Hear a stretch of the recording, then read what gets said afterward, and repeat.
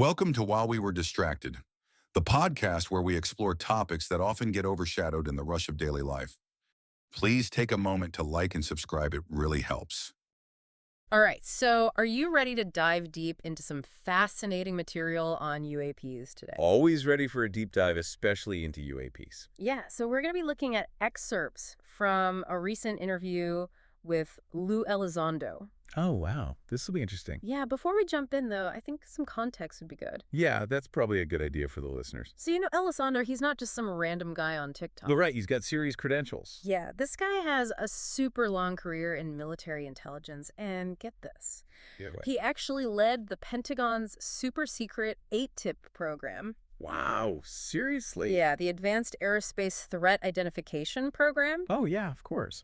And, he's become a really prominent voice since he left the government, calling for more transparency. Yeah, he's been on quite a few podcasts lately. About what's really going on with UAPs, Yeah, like what they aren't telling us. Yeah, and I mean, we're getting insights straight from someone who knows where the bodies are buried. Yeah, he was in the thick of it. Exactly. That's what makes him such a compelling figure, right? Yeah, for sure. Like his stance on government transparency, I mean, he really pushes for it. Yeah, he doesn't just say it. He really argues that public awareness is vital for holding those in power accountable. Yeah, and he even sees like the you folks out there as crucial in that process. Yeah, that's so interesting. That's Like he's true. saying this isn't just some, fringe conspiracy theory.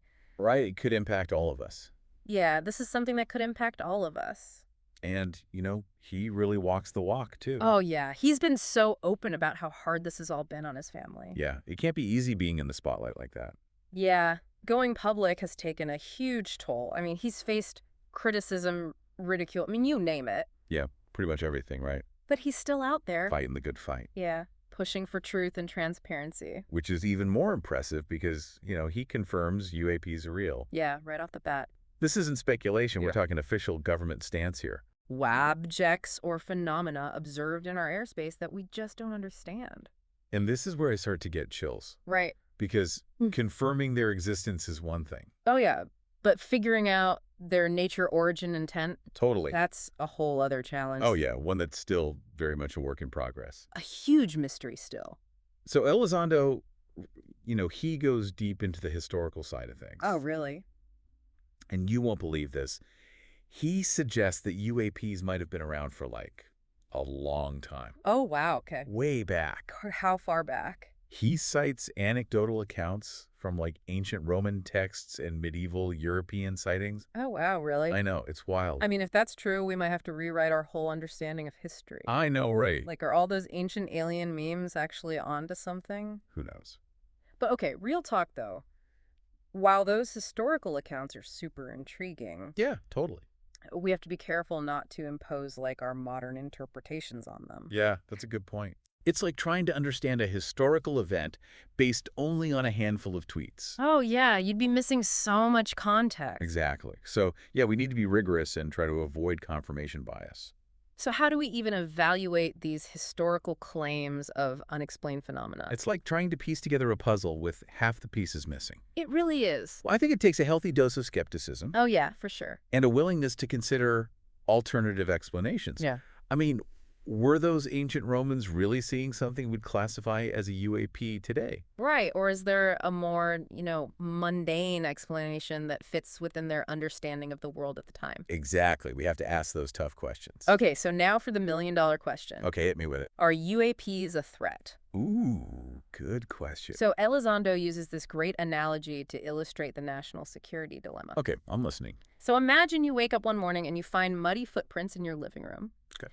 Nothing's been stolen. Okay. Nobody's hurt. Okay, I'm still following. But someone or something was definitely in your house. Oh, yeah.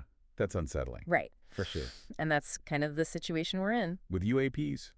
Yeah, we don't know their intent. Right, but they're here. But their presence in our airspace, especially around like sensitive areas like military installations, Oh, yeah, that raises some serious red flags. it's like those footprints, we need to investigate any potential threat posed by, technology or capabilities that we just don't understand. We can't just ignore it. Right. But here's the thing.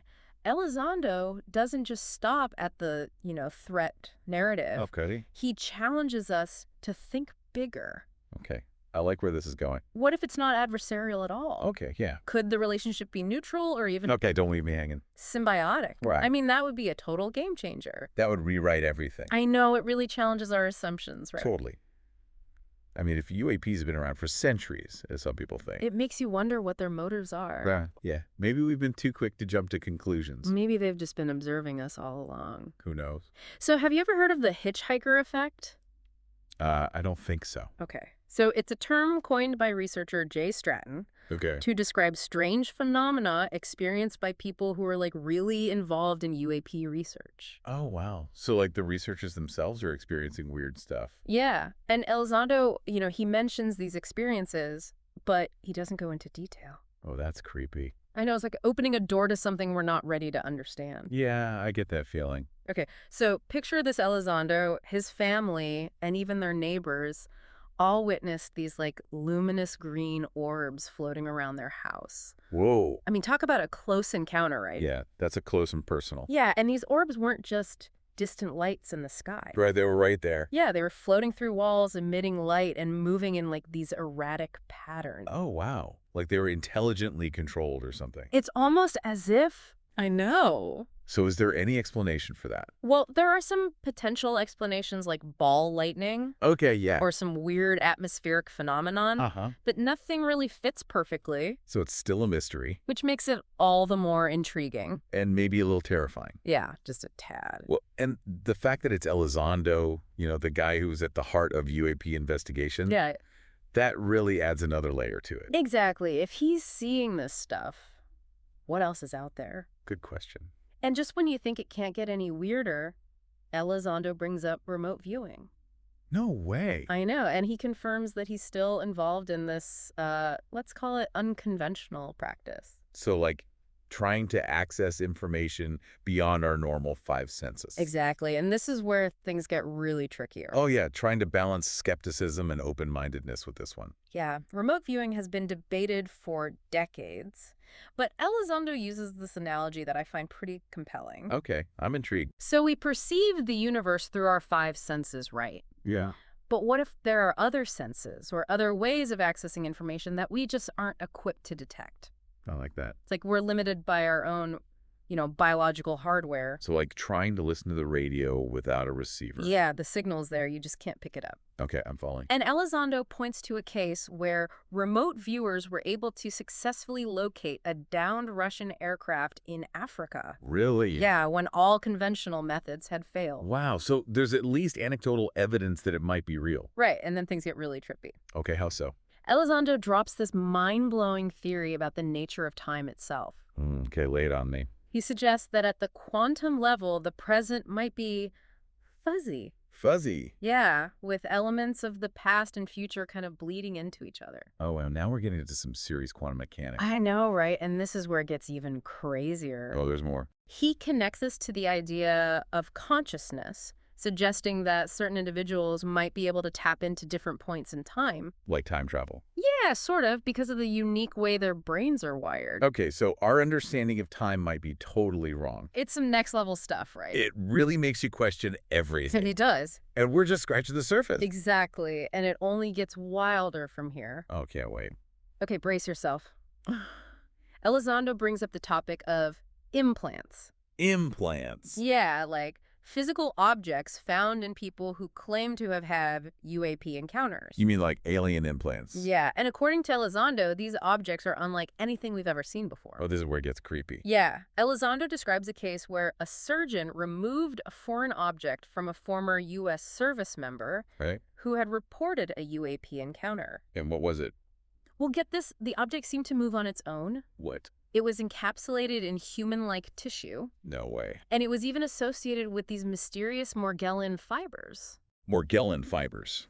What are those? They're these microscopic fibers that some people claim to find in their skin. Okay, so like What? some weird alien material? Maybe, but in this case, the fibers were found like right next to the implanted object. Oh, that's strange. I know, right? So are you saying this object was integrated into this person's body? It seems that way, which totally defies our understanding of, biology and technology. That's wild. And get this, Elizondo mentions another case involving a senior CIA official Okay. who also allegedly had a foreign object removed after a UAP encounter. It's like a pattern, Yeah, a potential pattern of these biological effects. which is honestly pretty disturbing. Right. If UAPs are capable of not only entering our airspace, but also like interacting with us on a physical level. All opens up a whole can of worms. Oh, yeah. It makes you wonder what their capabilities and intentions really are. It really forces us to confront the limits of our scientific understanding. Yeah, and to consider that maybe we're dealing with something way beyond our comprehension. Okay, so what else did Elizondo have to say? Well, that's where we'll pick up next time because, believe me, it gets even more mind-blowing. I can't wait. So we've only just scratched the surface of Elizondo's revelations, That's not bad. and it gets even more mind-boggling. Okay, I'm ready. Are you ready for this? Hit me. Elizondo talks about the soul. The soul. I know it sounds like a big leap, but stick with me. Okay, I'm listening. He believes that the soul, that thing that lets us connect and empathize. Right, that intangible essence. Yeah, that's a fundamental part of being human. Okay, I'm following. What's interesting is how he contrasts this with the idea of individuals who lack a soul. Okay. Like, what if they're driven to do bad things precisely because they can't connect with others suffering? That's kind of a chilling thought. I know it raises some serious questions about good and evil. Yeah, like how those concepts play out on a bigger scale. It's almost like he's saying, hey, what if some intelligences out there aren't driven by the same moral compass as us?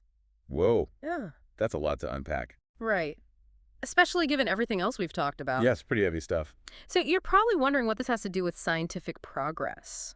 Well, yeah, kind of. Elizondo draws a parallel between our current understanding of UAPs and those early groundbreaking scientific discoveries. I see where you're going Like at. the Higgs boson, Right. black holes, things that are once just theoretical but eventually proven through research and collaboration. We have to be patient. Yeah, he argues that we need to be patient but persistent. It's a marathon, not a sprint. Right, but then he adds this interesting twist. What's that? He says, even though it's a marathon, I think we're pretty much sprinting this marathon. Sprinting a marathon? What does that even mean? Well, he's pointing to all the progress we've made in just the past few years. Yeah, there have been congressional hearings. Exactly, and the establishment of the ARO. And way more public awareness than before. It's like the world has finally woken up to this topic, and things are moving faster than anyone expected. That's pretty encouraging. It feels like we're on the verge of something big. Yeah. But remember, every marathon has its challenges. Right. Elizondo talks about the pushback he's faced. Oh, yeah. The attempts to discredit him and silence whistleblowers. It's like there are powerful forces out there that don't want the truth to come out. Makes you wonder, who's really calling the shots? It's frustrating, These people have dedicated their lives to serving their country. Right? They've risked everything to bring this information to light. And they're met with skepticism, ridicule, sometimes even hostility. But it speaks to the power of, these entrenched systems. And their resistance to change. But there are people within the government who want this conversation to happen. Yeah, Elizondo points that out too. People who believe that transparency is in our best interest. It's like this internal struggle, a tug of war between the status quo and those pushing for a new understanding. A battle for the future. Yeah, it's kind of epic when you think about it. It really is. And this struggle isn't just happening behind closed doors. Right, it's playing out in public, too. We all have a role to play in shaping this narrative, demanding accountability and demanding answers. We can't just sit back and wait. Elizondo even suggests that maybe, just maybe, the government is waiting for a cue from the public. Cue. Yeah, like they want to see how we react to this information before they take further steps. Like they're testing the waters. Exactly, gauging our readiness to embrace a reality that challenges our beliefs. So what do we do? Well, this is where platforms like podcasts become so important. Right.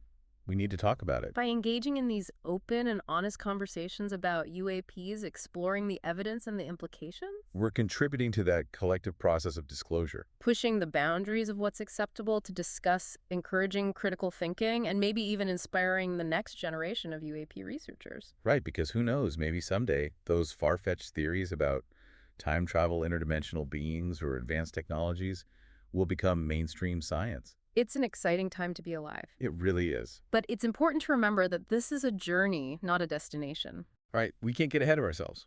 Elizondo emphasizes that we need to be cautious, avoid jumping to conclusions, and approach this with both skepticism and open-mindedness. That's the sweet spot. finding that balance between critical thinking and a willingness to embrace the unknown.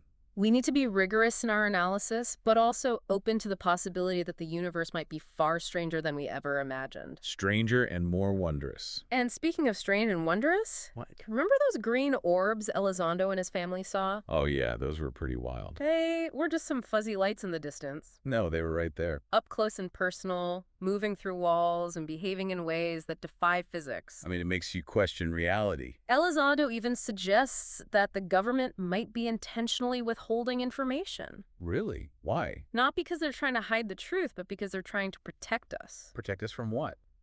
What if some aspects of the UAP phenomena are just too disruptive, too paradigm-shifting for the public to handle? Wow, that's a lot to consider. It raises questions about who decides what we're ready for. And it underscores the importance of independent research and investigation. Which brings us back to Elizondo's exploration of unconventional methods like remote viewing. Right, thinking outside the box. He argues that if we're dealing with phenomena that are outside our current scientific framework, maybe we need to expand our toolkit. Consider possibilities that seem a little out there. Exactly, and there's a long history of scientific discoveries that were initially dismissed as pseudoscience. Like what? Well, look at continental drift, for example. Oh yeah, Or the idea of germs causing disease, they were ridiculed at first. but eventually became accepted as scientific fact. So maybe we need to be more open-minded. Exactly. Elizondo even shares a case where remote viewers successfully located a downed Russian aircraft in Africa. When traditional methods failed. It makes you wonder what other capabilities we might unlock if we're willing to explore these unconventional paths. The possibilities are endless. And then there's Elizondo's theory about the nature of time and consciousness. That one really blew my mind. He suggests that our linear perception of time might be an illusion, Okay. that at the quantum level, the past, present, and future might all be mixed up.